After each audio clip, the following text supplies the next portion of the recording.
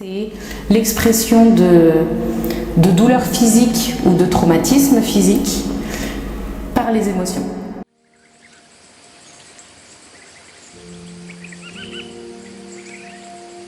Écoute la peur, c'est le chemin.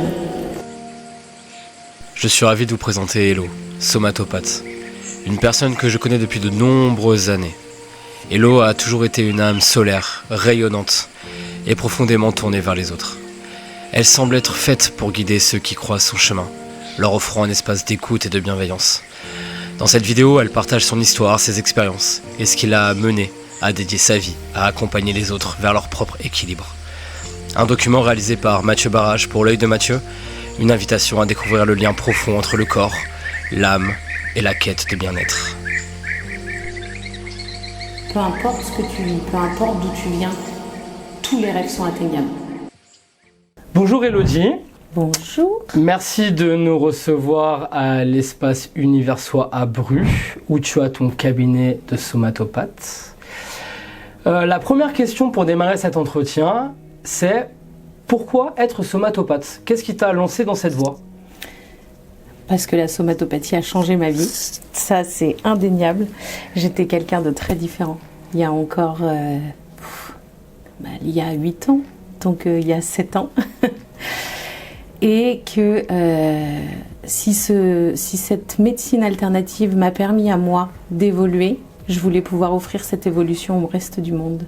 Qu'est-ce qui t'a fait donc aller vers la somatopathie ? Comment t'as découvert ça ? Alors, par une carte de visite. C'est vrai que c'est bizarre dit comme ça. J'avais une petite fille, donc Lia, comme je viens de le dire, qui est née en août 2016, qui ne dormait pas. C'était un bébé qui pleurait toute la journée, tout le temps, mais tout le temps. C'est-à-dire qu'en 14 mois de vie, si je dormais plus de 20 minutes consécutivement, jour et nuit, c'était le maximum. Elle était atteinte d'un RGO interne avec des freins de langue multiples. Donc c'est une petite fille qui a été opérée à 2 mois et demi. Mais ça n'a absolument pas réglé toute cette problématique parce que derrière on a enchaîné les suivis médicaux pour elle avec de la rééducation. Elle se nourrissait très mal. Elle était allaitée, mais c'était jamais suffisant. Et à 14 mois, à 14 mois, il s'est passé une nuit où ça a été vraiment pas facile. J'étais à bout de force, à bout de nerfs. Et comme toutes les nuits, Lia pleurait. Et j'ai failli passer du côté sombre de la maman que je n'aurais jamais pensé pouvoir passer. C'est-à-dire que j'ai eu envie de secouer mon bébé.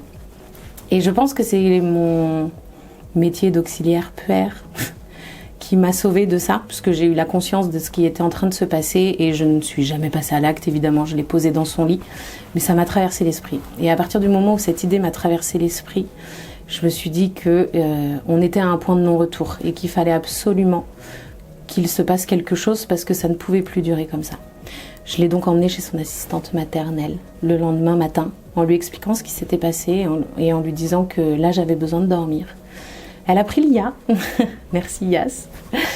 Et quand je suis venue rechercher Lia le soir, elle m'a redonné l'enfant, le sac à langer et une carte de visite.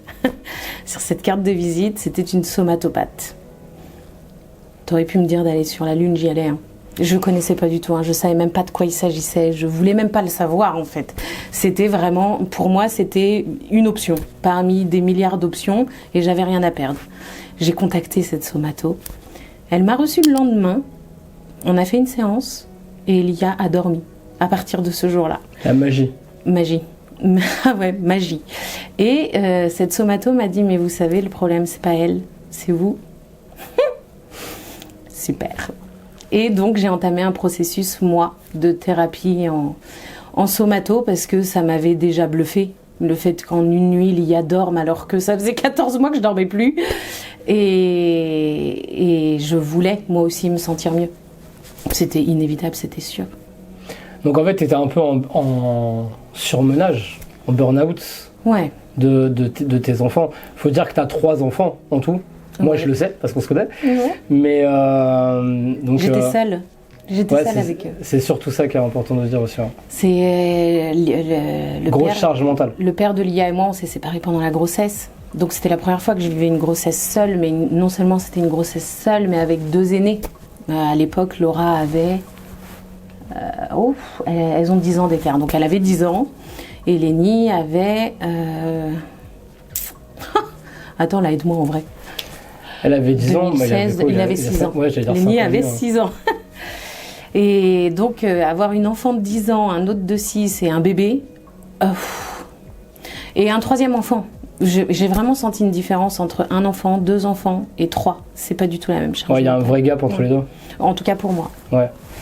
Et toi qui n'étais pas du tout prédestiné à travailler dans ce secteur-là, ou de t'intéresser en tout cas à ce secteur-là, qu'est-ce qui, toi, t'a fait en tant que personne cartésienne comme quelqu'un de lambda? Ouais, je vais aller par là. Oui, je vais me lancer là-dedans. Tout le cheminement. Quand je disais tout à l'heure que j'étais quelqu'un de vraiment différent avant, c'est oui et non. C'était surtout que j'étais quelqu'un de très en souffrance, très peu en colère. Je crois pas être en colère contre le monde en règle générale. J'ai très peu de jugement de valeur, très peu de jugement tout court, mais j'étais profondément triste. C'est-à-dire que peu importe le chemin que j'empruntais, il y avait toujours une source de souffrance quelque part. Et ce chemin de Somato m'a retiré de ça. C'est-à-dire que ça a remis les bonnes cartes au bon endroit. La souffrance, on en vit tous. Des épreuves, on en a tous. Mais par contre, c'est pas une fatalité. Et c'était ça. Pour moi, c'était une fatalité avant. J'étais née dans la merde, j'allais crever dans la merde. C'est mal poli, mais c'était vraiment comme ça que je le vivais. Comme beaucoup de gens, finalement, dans la merde, où tu dis, finalement, ce sera mon lot jusqu'à la fin de mes jours, quoi. Ouais, c'est ça. Il y avait une incompréhension de pourquoi je suis venue dans ce monde-là pour vivre comme ça. Et puis de toute façon, en fait, j'ai pas le choix, donc on va le traverser du mieux qu'on peut, sans avoir la conscience qu'on pouvait le traverser bien, en fait, malgré toute une vie de souffrance quand même. Comment ça se passe quand tu passes dans ce côté-là? T'étais pas du tout dans ce secteur-là? Non, j'étais dans la petite enfance. Et voilà. Même si ça reste dans le bien-être finalement. Parce que c'était avec les enfants, tu vois. Ah, c'est plus dans du confort. Mais c'est différent, ouais. C'est la vraie différence que je vois, moi, entre mes 2 professions, c'est que auxiliaire, je travaillais en crèche, c'était vraiment axé sur prendre soin d'eux. Tout ce que moi, j'avais pas eu finalement. En fait, il y avait une histoire de réparation dans ça. C'était évident pour moi que tous ces petits bébés, ces enfants, il fallait en prendre soin. Et je m'en suis lassée de ça aussi. Et comme il est hors de question qu'un enfant subisse le comportement d'un adulte, il fallait que je m'en aille. Donc je le savais quelque part sans savoir vers où m'en aller. Et en fait, mon chemin de vie m'a amené la réponse tout seul. Mais c'est ça qui est fou. C'est ça qui est fou. Et donc, alors, parle-moi de ta formation dans ce cas de somato. Comment ça se passe? Parce que finalement, c'est quelque chose qui est complètement abstrait pour les gens qui ne connaissent pas ta pratique. C'est effrayant. Au début, c'est effrayant. Tu pars d'un milieu salarié où tu as un revenu fixe tous les mois. Tu es mère de 3 enfants, hein, seule. Ta charge d'âme, comme on dit. C'est ça. Et tu te lances dans une voie où tu n'as aucune réponse. C'est-à-dire que tu as une formation qui dure 4 ans, qui coûte 20 000 euros. Tu as un salaire comme tout le monde a... Enfin, tout le monde. Pas forcément, mais en tout cas, j'étais dans un SMIC, plus ou moins. Bah, ça a l'air presque comme tout le monde, hein, finalement. J'étais classe moyenne, quoi. Ouais, c'est ça. Et tu te dis, du jour au lendemain, moi, je claque tout, je pars, je me retrouve au RSA, parce que du coup, je ne peux pas faire les 2 en même temps. Et je me lance les yeux fermés dans une direction, en plus, que je ne connais, mais ni d'Adam ni d'Ève. Enfin, la somato, on part sur 4 ans d'ostéopathie. En fait, c'est presque double dose, parce que et tu pars dans un univers que tu connais pas, et tu pars dans remettre le nez dans une formation en tant qu'adulte, parce que ça faisait quand même quelques années que tu étais plus dans le système scolaire, tu vois. Donc c'est quand même difficile de te dire, à ton âge, vas-y, je vais retourner sur les bancs de l'école, entre guillemets, prendre de la connaissance, etc. Et en plus de ça, derrière, te dire, je quitte le monde du salariat pour être dans un monde qui est complètement inconnu et... c'est effrayant quand même. Le plus difficile, c'était de me retrouver dans un milieu thérapeutique où je savais que pendant ces 4 ans de formation, il fallait que je sois dans un groupe d'individus qui faisaient le même cheminement que moi et où il allait falloir se livrer. Et moi, me livrer, tu le sais mieux que personne, c'est pas ce que je fais de plus aisé. Les autres se livrent beaucoup, mais moi, me livrer, je sélectionne beaucoup. Et je crois que c'était le plus effrayant, parce que finalement, le côté financier, je me suis dit, de toute façon, t'as rien à perdre. Et puis moi, je suis quelqu'un de... Je vois pas le milieu du chemin, je vois l'arrivée, toujours. Et du coup, je me suis dit, de toute façon, tu te casses la gueule, bah t'auras essayé. Si t'essayes pas, tu vas regretter. Mais c'était le passage des étapes émotionnelles que j'allais traverser, où là, je me suis dit, tu vas en prendre. ça va te coûter. Je savais que ça allait me coûter émotionnellement. Et ça t'a coûté émotionnellement? Et ça m'a coûté émotionnellement. Effectivement, je pense que toute la promo, si vous me voyez, vous vous en rappelez. Et est-ce que ça t'a, toi en tant qu'être humain, mais pratiquer ça, est-ce que ça, toi en tant qu'être humain, ça t'a apporté des choses? Dans le cadre de la formation ou dans le cadre du cabinet? Déjà dans le cadre de ta formation. Dans le cadre de ma formation, ça a rebattu plein de cartes, mais il y avait cette bulle de protection. C'était vraiment délicat de m'offrir... c'est vraiment t'offres ton cœur. Tu l'ouvres, t'as pas le choix. Et c'était difficile. J'ai été la grande mystérieuse de la promo pendant très très longtemps. 3 ans, exactement. Sur 4. Longtemps sur 4. Ouais, j'étais toujours au fond de la classe, j'étais seule, mais je le vivais très très bien. C'était volontaire que je fonctionnais comme ça, pour finir par me livrer. C'était par crainte de te livrer que tu, volontairement ou inconsciemment, peut-être, tu t'es un peu mis à l'écart du groupe? J'étais encore dans cette dynamique où l'humain me dérange. D'accord. Me dérangeait, parce que l'humain ne me dérange plus. Mais il y avait encore cette chose de... L'humain est dangereux. Donc... Et c'était ultra contradictoire. T'es dans une formation où tu vas vers l'autre, tu veux que l'autre aille mieux, mais l'autre, il t'effraie. Tu vois, enfin, il y avait vraiment un paradoxe qui était ultra difficile à gérer pour moi. Et encore heureux, c'était 1 semaine par mois. Ouais, mais c'est délicat quand même. C'est très ambivalent comme sentiment. C'est très ambivalent, mais moi, je n'estime pas m'être épanouie dans le cadre de la formation. C'est en cabinet, c'est depuis que je travaille, où vraiment je découvre une autre facette du monde. Et bien justement, ça tombe très bien. Donc, tu valides ta formation au bout de 4 ans, avec tout ce que ça a pu t'apporter en tant qu'être humain, en tant que même les gens que tu as pu rencontrer, ce que tu as pu lier comme amitié avec ces personnes. Et là, tu sautes le pas de l'entrepreneuriat. Qui est quand même aussi un pas très compliqué. Ouais. Parce que tu sais pas finalement ce que demain sera fait et comment commencer, etc. Et puis moi je saute les 2 pieds dans le plat, c'est-à-dire que je suis diplômée, 1 semaine après je suis déjà installée en cabinet avec un loyer de 600 balles par mois. C'est sacré challenge. Et là je me suis dit attends, hello, t'arrives dans le game et personne te connaît et toi il faut que tous les mois t'aies 600 balles minimum à verser pour ton cabinet. Mais en même temps, j'ai ces croyances profondes. Enfin, je me fais énormément confiance. Pas confiance, en tout cas en tant que professionnel, j'ai confiance en moi. En tant qu'individu aussi, j'ai confiance en moi. On déplace le problème ailleurs. Et il y avait quelque chose au fond de moi qui me disait mais non, mais ça ne peut pas ne pas fonctionner. C'est pas possible. Tu t'as pas traversé tout ça. Enfin, en fait. On ne vit rien qu'on n'est pas capable de surmonter, déjà de 1. Et de 2, il n'y a pas rien sans raison.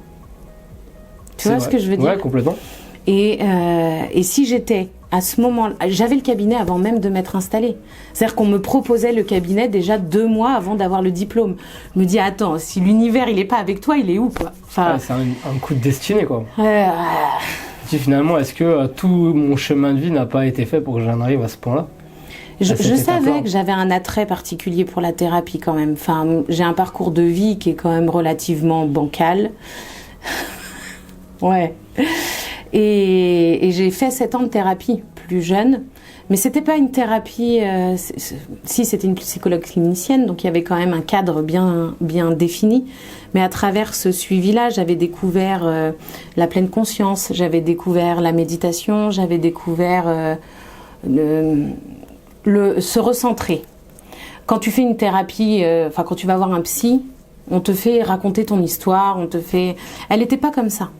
il y avait une partie qui était comme ça, mais il y avait surtout une autre partie qui te ramenait à maintenant. Parce qu'en fait, ce que tu as vécu avant, c'est bien mignon, mais qui tu es maintenant. Et déjà, cet attrait-là m'appelait. Et du coup, après, quand je m'installe en cabinet, finalement, c'est qu'une continuité de ça. Sauf que là, je suis plus celle qui est derrière le bureau. Ou en tout cas, pas du même côté. Ouais, c'est ça, plutôt. Mais c'est hyper intéressant, en fait. Et moi, j'aimerais savoir, ton entourage, ils en ont pensé quoi Oh là là. de tout ça? Alors, personne n'a rien dévalorisé, mais personne n'a rien valorisé non plus. C'est-à-dire La que Suisse, j'étais... on Alors, est neutre. j'ai eu quelques personnes à me dire mais t'es complètement inconsciente avec 3 enfants, t'avais un salaire, t'avais une situation. Le confort de la sécurité. Ouais, mais en fait c'est leur peur à eux qui parlent, c'est pas les miennes. Hein. Et ça, j'étais complètement au clair avec ça. Et de toute façon, tous ceux qui me connaissent savent que quand Hello dit, Hello fait, quand Hello veut, Hello a. Et t'aurais pu me dire n'importe quel argument, tant que je l'avais pas expérimenté, finalement, ça n'avait aucun sens pour moi. Et déjà, d'avoir réussi à avoir mon diplôme, j'ai eu 17, quand j'ai passé mon diplôme de somato, je l'ai eu à 17, je me suis dit, alors tu vois la vieille de 30 ans là, elle y arrive encore. Et surtout, je ne voulais pas que quelqu'un définisse si j'allais y arriver ou pas. C'était je me plante toute seule ou j'y arrive toute seule et tant pis. Et les gens étaient vachement dans la retenue. Déjà, les gens en règle générale que je côtoie sont des gens respectueux. Donc il y a quand même ce côté où t'as un soutien, t'as un socle. Quoi qu'il arrive, t'as un socle. Ils comprennent pas, mais c'est pas grave, c'est un socle quand même. Enfin, vous les premiers. Enfin, c'est quoi ton truc trop bizarre? Ouais, tu verras que mon truc trop bizarre, ça va fonctionner. Et on est là. C'est vrai, c'est vrai. Et tes enfants? Quoi, mes enfants? Comment est-ce que eux, ils ont vu maman qui part du salariat? Bah, ils étaient parce ils étaient pas si jeunes que ça quand tu as démarré ta formation. Ouais. Et quand tu t'es lancé à prendre ton cabinet, comme tu as dit, comment est-ce que eux, ils ont perçu ça? Ils étaient fiers. Ils étaient vraiment fiers. Laura, elle, depuis le début, elle m'a dit de toute façon, tout ce que tu veux, tu y arrives toujours, maman. Elle était beaucoup dans la valorisation, Laura, par contre. Lenny, il était fier de se dire que sur une plaque, sur un mur, il y avait le nom de sa mère, quoi. Lia... là, par contre, elle était plus petite. Elle était trop petite pour... Ouais. Elle, ça a été plus le côté inverse, où il a fallu trouver un équilibre parce que je travaillais beaucoup. Enfin, ça m'a demandé une charge de travail. Parfois, je me couchais à 2h, je me réveillais, il était 6h30 pour les emmener à l'école. Donc, Lia, elle a plus vécu le côté négatif de maman qui retourne en formation plutôt que... c'est chouette, maman, elle va travailler et elle va pouvoir faire son agenda comme elle veut. Ouais, elle était plus sur ce qui se passe à l'instant T que l'accomplissement derrière qui allait arriver plus tôt. Et elle y est encore. Ouais, toujours. Ouais, mais parce qu'elle est petite encore, ouais, c'est normal. Mais je pense que elle ira sur ce chemin de fierté aussi. Et je pense que, tu vois, quand tu parles de Lenny qui dit il était fier d'avoir le nom de sa maman sur une plaque, je pense que pour n'importe qui, ça c'est une fierté hyper visuelle en plus, d'avoir le nom sur une plaque. Pour moi aussi, c'est-à-dire que c'est la plus belle manière, selon moi, de pouvoir leur dire, peu importe ce que tu vis, peu importe d'où tu viens, tous les rêves sont atteignables. Ah, c'est joli. C'est une belle morale quand même. C'est une super morale. Et comment ça se passe alors maintenant que tu es à ton cabinet? Parce que moi, je t'ai connu dans ton premier cabinet. Enfin, moi, j'ai connu ton premier cabinet, plutôt, parce que je te connais depuis bien avant. Là, maintenant, tu es dans un nouvel espace que j'ai découvert aujourd'hui, que j'aime beaucoup d'ailleurs. Et de toute façon, il y a des images qui vont être vues. Comment ça se passe depuis que tu es là? Eh ben, tu vois, étonnamment, je te disais tout à l'heure que pendant ma formation, j'étais celle qui était en retrait. Mes copines de somato, parce qu'il y en a un, on est resté un petit noyau quand même bien soudé. Elles te le diraient que... moi, à la fin de la formation, on m'a dit « Mais t'es ultra mystérieuse. En fait, on ne sait rien de toi. » Eh ouais, je suis trop forte. Finalement, c'est une faiblesse, c'est une blessure que de se cacher plutôt que de se dévoiler. Mais je sais plus pourquoi je te disais ça. Depuis que tu es arrivée là. Que pendant la formation, du coup, j'aimais ce principe d'être en retrait. C'est d'ailleurs pour ça que que j'ai accepté mon premier cabinet. J'étais toute seule. L'autre dame qui était dans le cabinet était ostéo, mais du coup, Elle était là que la moitié du temps. Ah, moi, ça m'allait. Moi, je suis isolée, je suis tranquille, je suis en sécurité. Et finalement, ça m'a pesé. Et le fait d'arriver dans cet espace ici, on est 7. Et tu crées une cohésion d'équipe. Tu crées des liens professionnels aussi. Et finalement, c'est super confortable de pouvoir parler, de pouvoir échanger sur ta pratique. Il n'y a personne qui est pareil ici, chacun a sa spécialité. Comme quoi? On a de la kinésiologie, on a des soins énergétiques, on a une diététicienne qui fait de la naturopathie, il y a même 2 kinésiologues. Il y a du coaching, il y a de l'EMDR, il y a de l'hypnose, il y a une facialiste. Enfin, on est quand même une équipe pluridisciplinaire qui est bien remplie. Et finalement, c'est un atout. Enfin, tu vois, ça vient casser tous mes codes à moi. Comme quoi, hein, on a beau grandir, on évolue toujours. Hein. C'est une certitude. Et du coup, le fait d'être arrivée ici m'a poussée à aller plus loin dans ma réflexion sur l'humanité. Ok, parce que tu es avec d'autres personnes qui échangent. Parce que tu apprends en fait. Ouais. Le propre de l'humain, finalement, c'est sa sociabilité. Et la sociabilité, c'est ce qui te permet d'aller vers l'autre et de laisser l'autre venir vers toi, parce que tu as à apprendre de tout le monde. Qu'importe son niveau social, qu'importe qui il est, qu'importe d'où il vient, tout le monde a quelque chose à t'apprendre. Moi, je sais que tu ne t'arrêtes jamais à ce que tu as. Tu n'es jamais satisfaite de tes connaissances. Alors, c'est pas que je suis jamais satisfaite, c'est que... Tu veux toujours aller plus loin. J'aime apprendre. Ouais, c'est ça. Tu veux aller plus loin, que tu te confortes pas dans des acquis. Et puis autant professionnel que personnellement. J'aime découvrir. C'est vrai. Qu'est-ce que tu fais maintenant, en plus de ton travail en tant qu'entrepreneuse, en tant que somatopathe? Deux choses. Qui est juste fou, je l'ai su, mais... Je t'écoute. 2 choses. L'une, la première, de la création. Ça, c'est ce qui me permet, moi, à la maison, de pouvoir décrocher de toutes ces histoires que j'entends ici, parce que ça reste quand même émotionnellement intense. J'accompagne des gens dans des processus qui peuvent être lourds. Donc moi, d'avoir créé ce petit univers créatif où je fais des petits cadres et des cartes postales et tout ce que tu veux, ça me permet d'être dans du rien. C'est moi qui fabrique quelque chose, c'est pas quelqu'un qui me donne quelque chose à assimiler. Mais à côté de ça, je suis partie en fac de psy pour pouvoir avoir un accompagnement approfondi du traumatisme, et je ne voyais pas comment faire ça autrement qu'en retournant à la fac dans des études de psychologie. C'est fou, quand même. Moi, je trouve ça fou. Enfin, à ton âge, tu sais, on se dit beaucoup que c'est difficile les études quand on a dépassé la trentaine, de se relancer dans des études, etc. Surtout quand tu as fait 4 ans de somato et que... Moi, je crois que les gens, ils cherchent des prétextes. C'est possible. La crainte, peut-être, la peur de l'inconnu. On dit que la zone de confort, plus on vieillit, plus elle s'installe. Et les apprentissages, c'est sortir de cette zone de confort. Mais finalement, ton cerveau, il s'arrête jamais d'apprendre. Hein. C'est vrai. Donc, c'est juste que tu choisis ce que tu veux apprendre. Une petite question, moi qui suis un moldu, comme j'aime à le dire. C'est quoi exactement la somatopathie ? La somatopathie, c'est une médecine alternative issue de l'ostéopathie. Donc, en fait, tu as plusieurs branches dans l'ostéo, et nous, la somato, on a sélectionné une en particulière qui est essentiellement crânienne. Mais la somato, pour l'expliquer très brièvement, c'est l'expression de douleurs physiques ou de traumatisme physique par les émotions. En tout cas, on va chercher quelle est l'émotion cachée de ces blessures et de ces maux physiques ou psychologiques. Est-ce que tu as un exemple concret pour les gens qui sont un peu éloignés, c'est un truc vraiment concret. Demain, ma fille qui a 15 ans, je voulais dire on va aller voir une somato.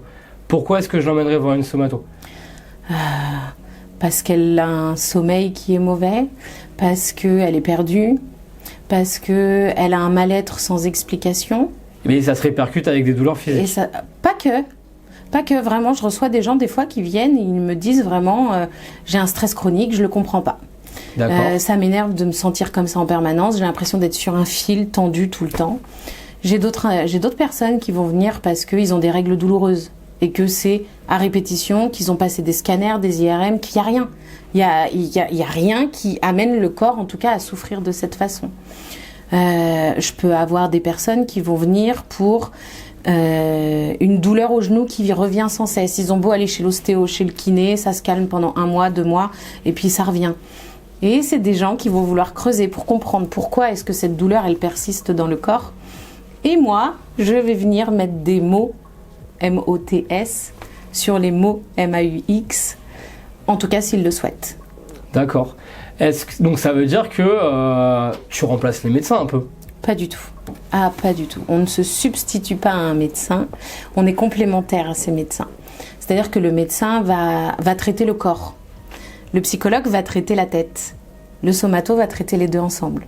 Ouais, tu fais le lien en fait. T'as un peu la passerelle entre les deux finalement. C'est ça. T'as un peu pas l'alternative, mais t'es complémentaire de 2 pratiques bien distinctes. Complètement. La psychologie et la médecine générale. C'est ça, et vraiment, il n'y a rien qui remplace rien. Je ne suis pas contre les médecins, ils sont d'une utilité, c'est avéré. On sait pourquoi on va chez un médecin. Tu vas pas aller voir un somat, peut-être que si, mais instinctivement, tu as une angine blanche, tu vas chez ton médecin parce que tu n'arrives plus à manger, tu n'arrives plus à avaler. Ça te fait tellement mal que de toute façon, tu as 1 chance sur 2 pour que ce soit bactérien et qu'il te faille des antibiotiques. Je ne donne pas d'antibiotiques, moi je ne donne d'ailleurs rien du tout. A contrario, il y a des gens qui viennent parce qu'ils font des angines tous les mois. Il y a quelque chose, enfin tu vois, il y a forcément quelque chose qui vient se dire à travers ton corps qui te dit pourquoi est-ce que tous les mois j'ai besoin d'avoir une angine. Et ben là on va décortiquer et on va chercher pourquoi est-ce que le corps s'exprime de cette manière. Qu'est-ce qui se cache derrière? Est-ce que c'est quelque chose que tu vis maintenant que ton corps ne supporte plus? Est-ce que c'est quelque chose que tu portes depuis longtemps qui s'extériorise que maintenant? Est-ce que c'est quelque chose qui ne t'appartenait même pas?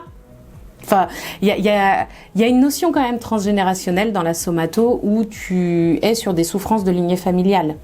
Et donc, une répétition de schémas familiaux ou une transmission émotionnelle où tu n'as rien demandé à personne, mais c'est toi qui l'exprimes. D'accord. Et donc ça veut dire que finalement, tu es là pour aider les gens à trouver leur traumatisme, à comprendre leur traumatisme. Les gens les savent. D'accord. Un traumatisme, tu sais que tu l'as vécu. Ok. Par contre, tu as tendance à mettre des pansements et des pansements et des pansements, à mettre dans le placard, à te dire que j'avais 3 ans, c'est rien, j'avais 10 ans, c'est rien, c'était au collège, je me suis fait harceler, etc., etc. Et tu grandis. Mais tu vis des choses qui viennent rejouer ces blessures en permanence. Sauf que au bout d'un moment, ton corps, il s'épuise. À revivre une blessure de rejet encore et encore et encore, au bout d'un moment, ton réservoir de rejet, il n'en peut plus, quoi. Et quand il est à saturation, ton corps a mal. D'accord. Par exemple, ceux qui ont des examens, je schématise très vulgairement, et qui la veille ont difficulté de sommeil, crampes abdos, la nausée, etc., etc.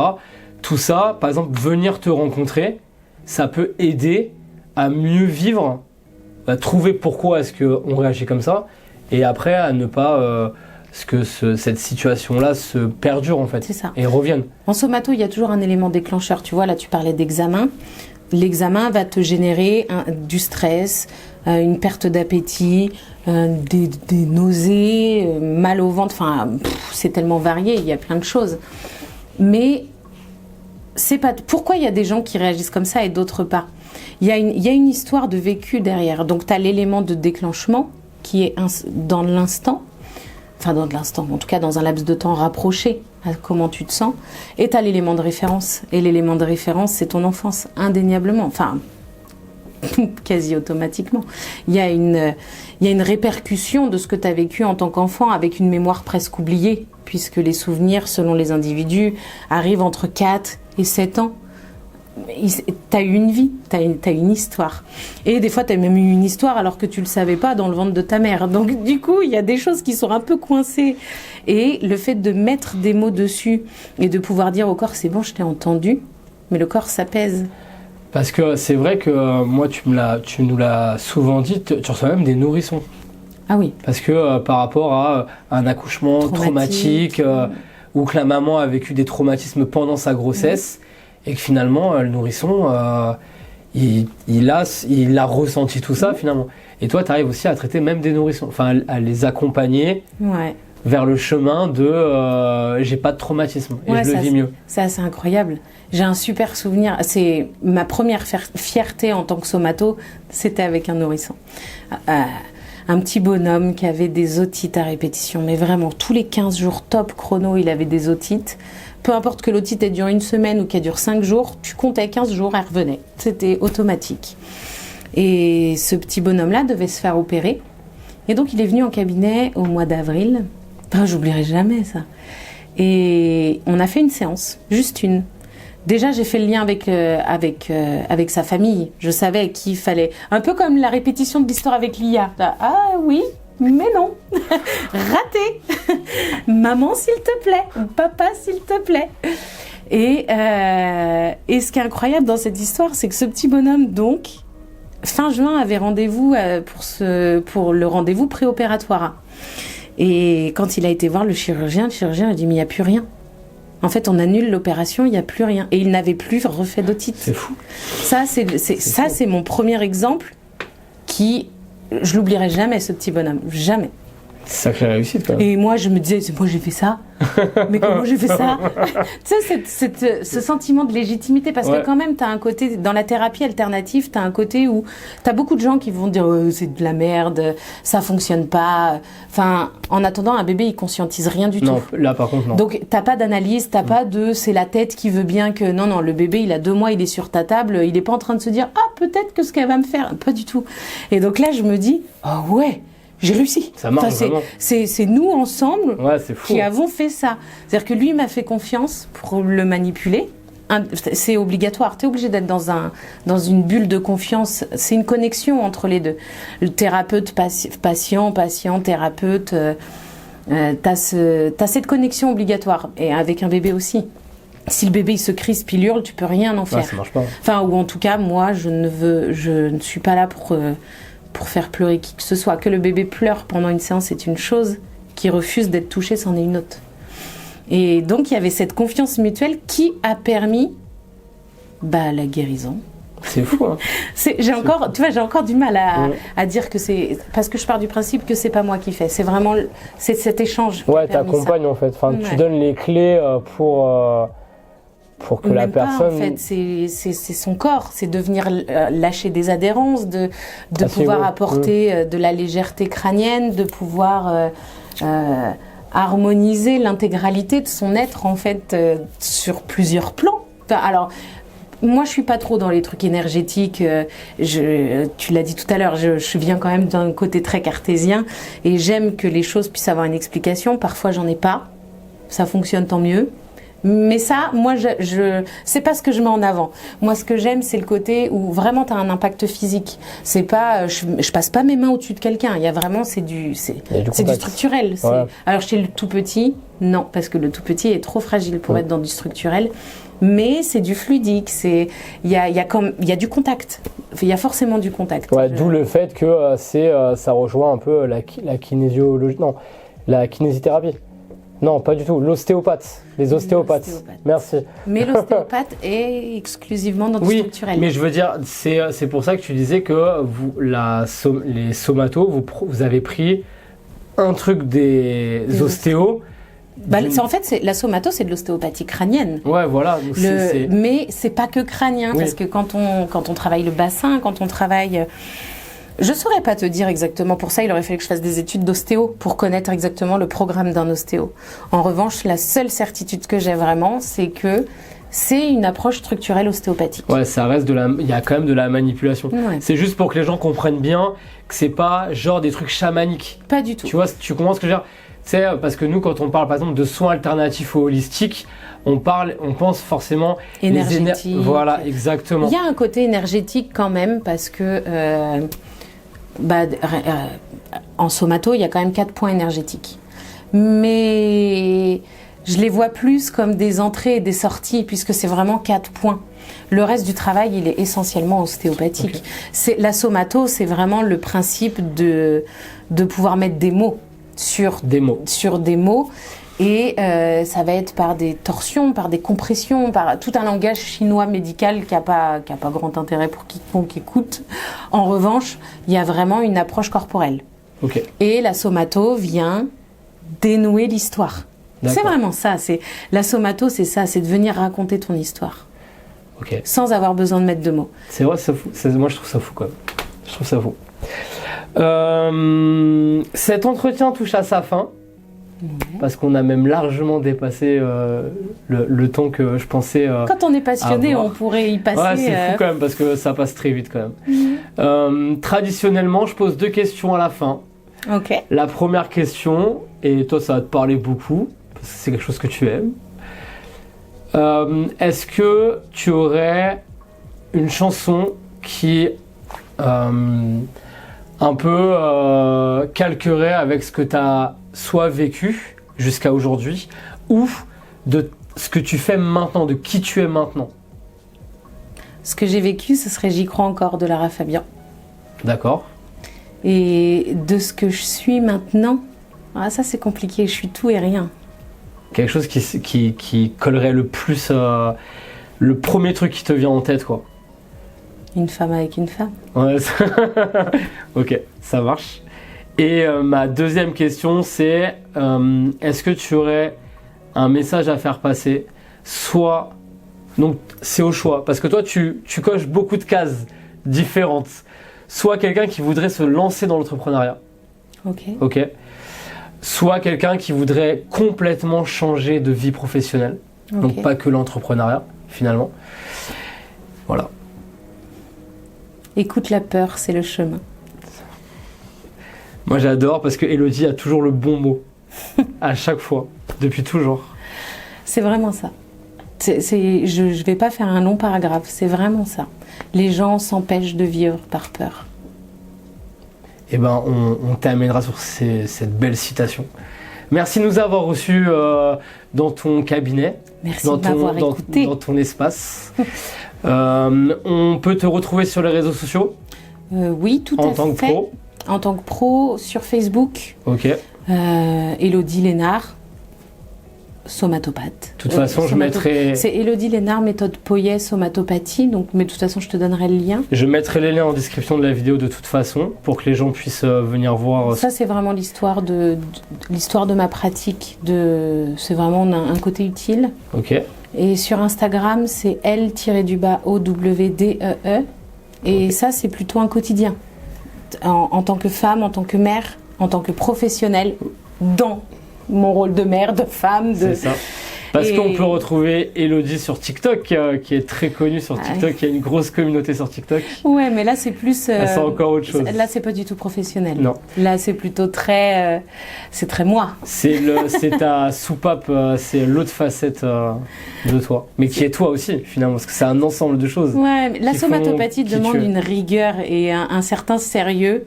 TikTok demande un total lâcher-prise. Ouais, c'est et ça. c'est très bien. Mais ça fait du bien.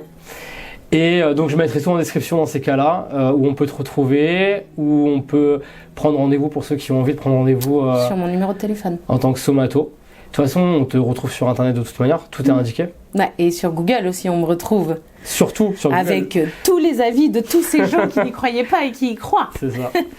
Et ben, merci beaucoup de nous avoir ouvert un peu de toi. Mais avec plaisir. Et puis merci à vous, on se retrouve très vite. N'oubliez pas de vous abonner et de cliquer sur la cloche pour vous tenir informé des futures vidéos. Merci à tous, à la prochaine.